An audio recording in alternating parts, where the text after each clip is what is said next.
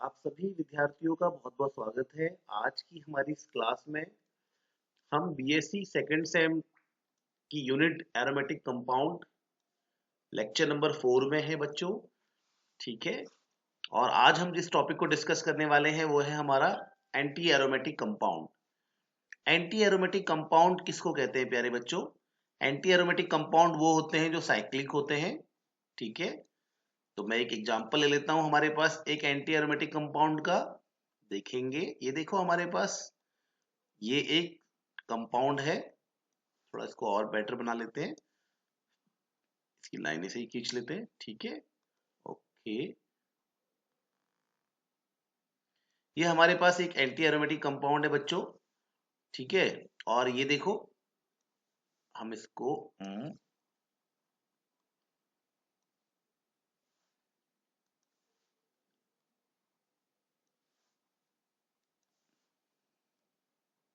Okay. तो ये हमारे पास एक एंटी एरोमेटिक कंपाउंड है। अभी हम इसके बारे में बात करेंगे कि कैसे पहचानेंगे आप एंटी एरोमेटिक कंपाउंड को। तो एंटी एरोमेटिक कंपाउंड कैसे होते हैं? साइक्लिक होते हैं। देखो ये साइक्लिक है ना, गोल गोल। ठीक है। रिंग में होना चाहिए यानी कि साइक्लिक होना चाहिए। दूसरा ये प्लेनर है। प्लेनर यानी कि मैंने आपको प्लेनर प्लेनर यानी कि क्या होता है? फ्लैट यानी कि इस तल में आने वाला। जैसे ये आपका स्क्रीन के तल में है, ऊपर नीचे नहीं है इसके एटम। ठीक है। तो सभी एटम्स क्या है? एक ही प्लेन में है, एक ही तल में है। ऐसे कंपाउंड को हम क्या कहते हैं? प्लेनर कहते हैं। ठीक है। तो ये प्लेनर है, एक ही तल में आने वाला कंपाउंड। और प्लेनर की पहचान क्या बताई थी मैंने आपको? उसका ये वाला कार्बन, हर एक कार्बन, ये सभी कार्बन जो है वो कैसे होने चाहिए बताइए? हाइब्रिडाइजेशन क्या बताया था मैंने आपको?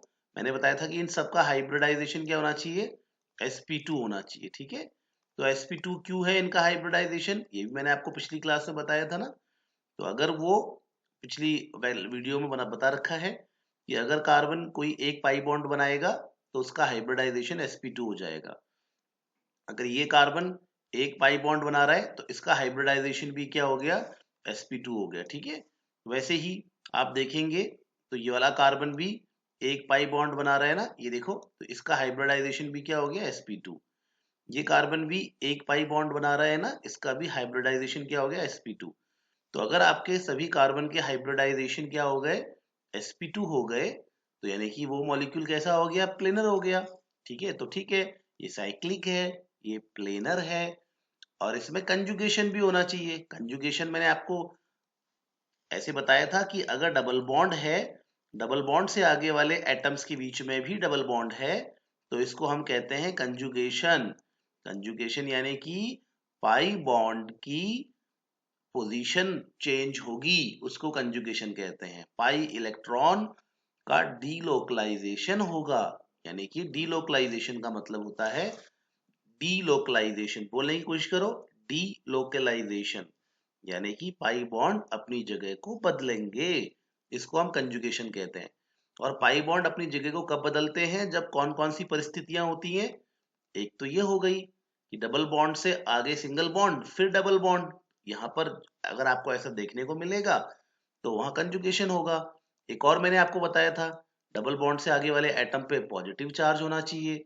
एक और बताया था मैंने कि डबल बॉन्ड से आगे वाले एटम पे माइनस चार्ज हो, या डबल बॉन्ड से आगे वाले एटम पे इलेक्ट्रॉन हो, या डबल बॉन्ड से आगे वाले एटम पे इलेक्ट्रॉन का पेयर हो। तो ये सारी कंडीशन आपको जब जब देखने को मिलेगी ना बच्चों, तो ये सारी कंडीशन में हम क्या कहते हैं? कंजुगेशन होगा।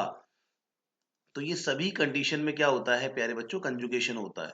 तो क्या यहाँ पे ऐसी कोई कंजुगेशन, ऐसी कोई स्थिति, ऐसी कोई कंडीशन देखने को मिल रही है? हाँ, देखने को मिल रही है। ये हमारे दो एटम्स हैं और आगे वाले एटम के बीच में देखो, दो एटम के बीच में डबल बॉन्ड है और आगे वाले एटम के बीच में भी क्या है? डबल बॉन्ड है। तो यहाँ पर हमें क्या देखने को मिलेगा? कंजुगेशन भी देखने को मिलेगा। ठीक है। तो यहाँ पे ये साइक्लिक भी है, प्लेनर भी है, कंजुगेशन भी है। और सबसे इंपॉर्टेंट बात, इसमें जो पाई इलेक्ट्रॉनों की संख्या होगी, पाई इलेक्ट्रॉनों की संख्या वो 4n के सूत्र से आनी चाहिए। यानी कि इसमें पाई इलेक्ट्रॉन कितने होने चाहिए? 4n पाई इलेक्ट्रॉन होने चाहिए। और 4n पाई इलेक्ट्रॉन हम कैसे काउंट करेंगे? क्या मतलब होता है इसका? n का मान 1 2 3 रखो तो जरा। अगर हम n का मान 1 रखेंगे तो 4 आ जाएगा, 2 रखेंगे तो 8 आ जाएगा, 3 रखेंगे तो 12 आ जाएगा, 4 रखेंगे तो 16 आ जाएगा। यानी कि 4 का टेबल चलेगा, 4 का पहाड़ा चलेगा। तो जिस भी कंपाउंड में आपके पाई इलेक्ट्रॉन 4 के टेबल वाले होंगे ना, तो हम बोलेंगे कि उसमें pi electron 4n pi electron present हैं। और जिसमें 4n पाई इलेक्ट्रॉन प्रेजेंट होते हैं उसी को कहते हैं एंटी एरोमेटिक कंपाउंड। और एरोमेटिक में क्या बताया था? सेम एरोमेटिक में भी तो यही चीज थी, लेकिन आखिरी वाले पॉइंट में कितने पाई इलेक्ट्रॉन थे? 4n+2। एंटी एरोमेटिक में पाई इलेक्ट्रॉनों की संख्या, सॉरी, एरोमेटिक में पाई इलेक्ट्रॉनों की संख्या कैसे निकल रही थी? 4n+2 से निकल रही थी। यानी कि वहां पे होंगे, n का मान 0 से स्टार्ट करेंगे, 0 हो जाएगा अगर, तो यानी कि ये हो जाएगा 2 पाई। 1 हो जाएगा यहाँ पे तो हो जाएगा 6 पाई। 3 हो जाएगा यहाँ पे, 3 4 जा 12 प्लस, अगर यहाँ पे 2 2 हो जाएगा, 2 2 4 जा 8, 8 प्लस 10 पाई। तो जहां पर 2 पाई होंगे, 6 पाई होंगे या 10 पाई इलेक्ट्रॉन होंगे, वहां पर 4n+2 से पाई इलेक्ट्रॉन निकल रहे होंगे। और जहां पर 4n+2 से पाई इलेक्ट्रॉन निकल रहे हैं, वो हक्कल रूल को फॉलो कर रहे होते हैं, और ऐसे कंपाउंड एरोमेटिक हो जाते हैं। ठीक है। लेकिन अगर 4n से पाई इलेक्ट्रॉन निकल रहे हैं, जैसे कि 4 हो, 8 हो, 12 हो या 16 हो, तो अगर 4n से पाई इलेक्ट्रॉन निकल रहे हैं, तो ऐसे कंपाउंड हमारे एंटी एरोमेटिक कंपाउंड होंगे। और 4n+2 से पाई इलेक्ट्रॉन निकल रहे हैं तो एरोमेटिक होंगे। मैंने आपको इसकी एक ट्रिक बताई थी ना पिछली क्लास में। ऐसे कहाँ पाई इलेक्ट्रॉन काउंट करोगे? मैंने आपको बताया था कि पाई बॉन्ड की संख्या काउंट करनी है। अगर पाई बॉन्ड ऑड आ जाएगा तो वो एरोमेटिक हो जाता है। पाई बॉन्ड के नंबर अगर ऑड आ जाएंगे तो क्या हो जाएंगे? एरोमेटिक हो जाएंगे।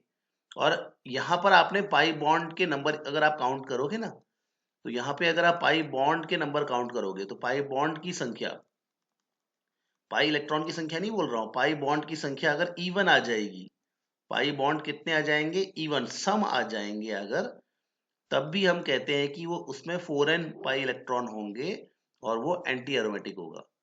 ठीक है। कैसे? जैसे इस वाले एग्जांपल में देखो, इसमें पाई बॉन्ड कितने हैं? 1 और 2। यार 2 है ना, 2 क्या होता है? सम होता है ना, इवन नंबर होता है ना 2। तो बस काउंट कुछ नहीं देखना है, पाई इलेक्ट्रॉन ऐसे 4n है कि नहीं है वो नहीं देखने। सिंपल इसमें ये देखना है कि अरे इसमें तो पाई बॉन्ड इवन है। तो पाई बॉन्ड इवन है तो आप बोलोगे कि ये 4n सिस्टम है, 4n पाई सिस्टम है। ठीक है। पाई बॉन्ड क्या होनी चाहिए? इवन, 1 2। तो इवन नंबर में है पाई बॉन्ड, तो आप बोलोगे, ऑटोमेटिकली आप बोलोगे इसमें पाई इलेक्ट्रॉन 4n के हिसाब से है और ये एक एंटी एरोमेटिक है। और एरोमेटिक में क्या बताया था? ऑड। क्या बताया था मैंने एरोमेटिक में? पाई बॉन्ड कितने होने चाहिए? कैसे होने चाहिए? ऑड होने चाहिए। ठीक है। तो देखो बच्चों, ये साइक्लिक है ये कंपाउंड। ठीक है। ये कंपाउंड हमारा कैसा है? ये कंपाउंड हमारा साइक्लिक है। दूसरा ये प्लेनर भी है, कंजुगेशन भी है, और इसमें पाई बॉन्ड कितने हैं? इवन है। यानी कि ये 4n सिस्टम है, और ये कैसा हो जाएगा? एंटी एरोमेटिक हो जाएगा। ठीक है। इसमें एक एग्जांपल और उठा ले। चलो ठीक है, एक एग्जांपल और उठाते हैं। एक दूसरा एग्जांपल लेते हैं। दूसरा एग्जांपल देखते हैं। देखो इसको, देखो इस वाले मॉलिक्यूल को या इस वाले आयन को देखो। इस वाले आयन को अगर हम देखेंगे तो सबसे पहले क्या ये साइक्लिक है? सबसे पहली चीज देखी जाएगी। हाँ भाई ये साइक्लिक है। वन, ये एक रिंग है ना, साइक्लिक है, करेक्ट हो गया। ठीक है, यस ये साइक्लिक है। दूसरा, क्या ये प्लेनर है? क्या ये प्लेनर है? ये वाला कार्बन देखो एक पाई बॉन्ड बना रहा है ना, तो sp2 होगा। ये वाला कार्बन देखो एक पाई बॉन्ड बना रहा है ना, तो sp2 होगा। और ये भी sp2 हो जाता है इन्हीं के साथ साथ। ठीक है।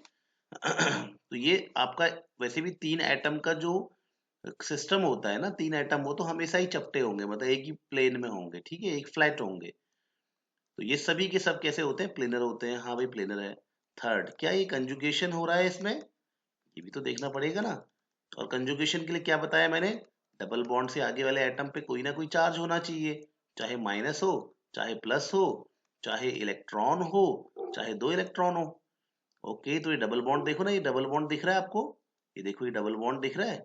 डबल बॉन्ड से आगे वाले एटम पे देखो, अरे हाँ यहाँ पे तो माइनस चार्ज है, इसका मतलब इसमें क्या होगा, कंजुगेशन होगा। ठीक है। और फोर्थ, इसमें पाई बॉन्ड काउंट करो। पाई बॉन्ड कैसे आने चाहिए, इवन। अगर पाई बॉन्ड इवन आते हैं तो ये एंटी एरोमेटिक हो जाएगा, और अगर पाई बॉन्ड ऑड आते हैं, पाई बॉन्ड और ऑड आते हैं तो एरोमेटिक हो जाएगा, हक्कल रूल को फॉलो करेगा। ठीक है। पाई बॉन्ड इवन आएंगे तो यानी कि 4n सिस्टम होगा, और पाई बॉन्ड ऑड आएंगे तो ये 4n+2 सिस्टम होगा। ठीक है, चलो देखते हैं इसमें कितने हमारे पास, हम देखते हैं इसमें कितने हमारे पास पाई बॉन्ड है, उसको देख लेते हैं एक बार। तो देखो बच्चों, एक पाई बॉन्ड तो ये हो गया ना, 1, तो ये 1 पाई बॉन्ड हो गया। और क्योंकि ये माइनस चार्ज है ना, माइनस चार्ज जब कंजुगेशन में, माइनस चार्ज मतलब इलेक्ट्रॉन, और जब ये कंजुगेशन में भाग लेगा, जब ये पाई ये अपनी जगह बदलता है ना, तो जब ये कंजुगेशन में भाग लेगा ना, तो उस समय क्या हो जाएगा, जब ये कंजुगेशन में भाग लेगा उस समय, इसको थोड़ा सा ऐसे बना लेते हैं, जब ये कंजुगेशन में भाग लेगा उस समय क्या होता है ना, उस समय ये अपना एक पाई बॉन्ड में चेंज हो जाता है, इसका मतलब इसको भी पाई बॉन्ड काउंट करना है। तो एक पाई बॉन्ड तो ये हो गया, एक पाई बॉन्ड ये हो गया, तो इसमें दो पाई बॉन्ड हो गए। और दो पाई बॉन्ड यानी कि इसमें दो पाई बॉन्ड है, पाई बॉन्ड दो है, दो पाई बॉन्ड यानी कि इवन है, और इवन यानी कि ये क्या हो जाएगा, एंटी एरोमेटिक हो जाएगा बच्चों। तो ये हमने एंटी एरोमेटिक का एक एग्जांपल और समझ लिया। उम्मीद है कि आपको ये बातें समझ में आ गई होंगी। ठीक है, अब नेक्स्ट वीडियो में हम दूसरे टॉपिक को डिस्कस करेंगे। तो अभी के लिए इतना बहुत है प्यारे बच्चों, टेक केयर, बाय बाय।